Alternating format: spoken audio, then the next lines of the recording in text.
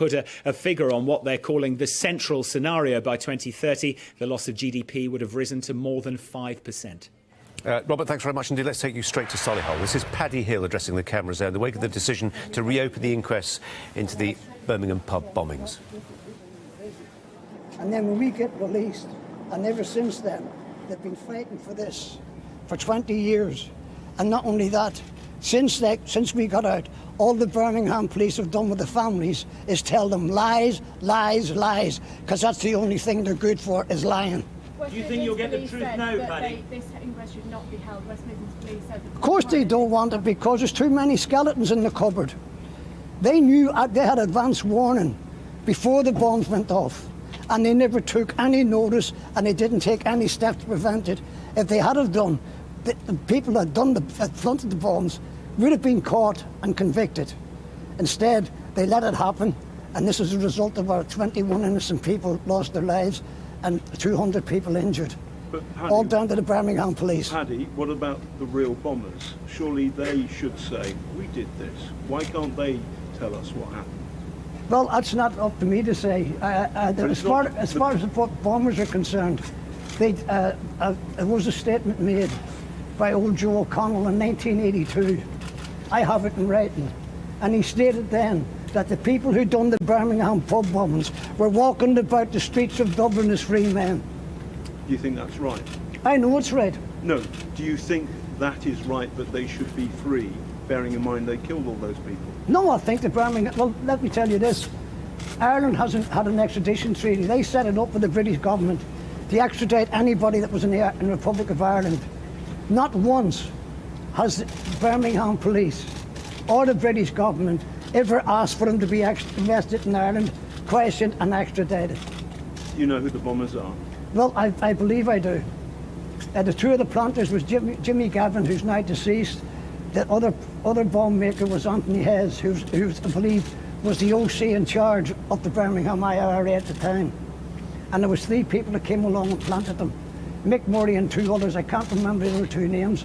Mick Murray is now deceased as well. But Hayes and the other 2 planters are still alive today. Do you think you'll get the truth now, Paddy?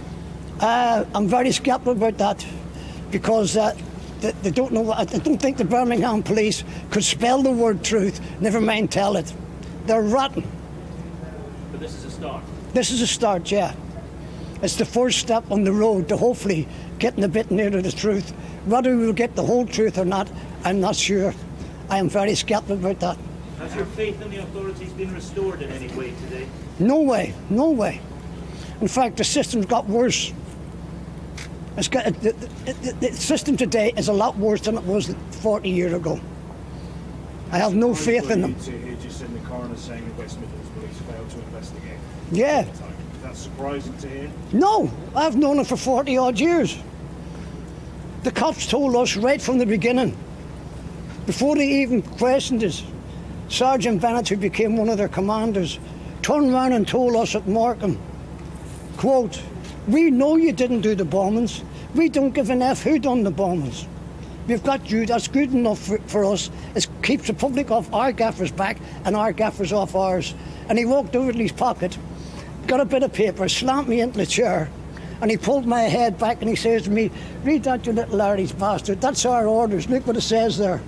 And the orders were, they were to get confessions and convictions, they were to use any means that they had to obtain them, and they were not to worry because they were covered all the way to the top. And they told us straight, "Bennett, we didn't pick you." And he pointed at the seal and he said, "You've been selected by members at the highest level of government. And that's our orders." And he told us that we were going to be charged, we were going to be convicted, and there was only one decision to be made. And that was whether the trial judge gave us a natural life sentence or whether he gives us a life sentence with a 35, 40-year recommended. As it turned out, we got 21 life sentences. And I seen my file in prison. And I said in the back of my file Well, in Paddy Hill red, making clear that he did serve his time in prison along with 5 other men who were wrongly jailed for the Birmingham pub bombings. Those bombings will now be the subject of a fresh inquest on the orders of the coroner today, Louise Hunt, announcing that those inquests will go ahead. They were not continued after the jailing of 6 men, including Paddy Hill, whose convictions were later quashed after the men's release in 1991. The families, who we hope to hear from very shortly, the families of those who died, began a campaign to get the inquests heard. That campaign has been successful in the wake of what we've learned this morning.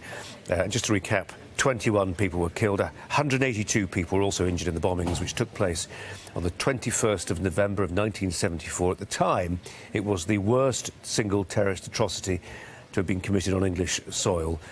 Didn't stay that way, of course. At 20 past 7 thereabouts, so 20 past 8, a device exploded in a duffel bag in the Mulberry Bush pub in the Rotunda in the city centre. That killed 10 people. And then 10 minutes later, a second bomb went off in the tavern in the town, and that left 11 more people dead, as you heard during those interchanges there, not least between John Sweeney, veteran reporter, and Paddy Hill. The identities of those who are thought to have been responsible for the bombings is not entirely hidden from public view, and we'll see what the families have got to say about that very shortly. Now, police in the United States are considering whether to bring charges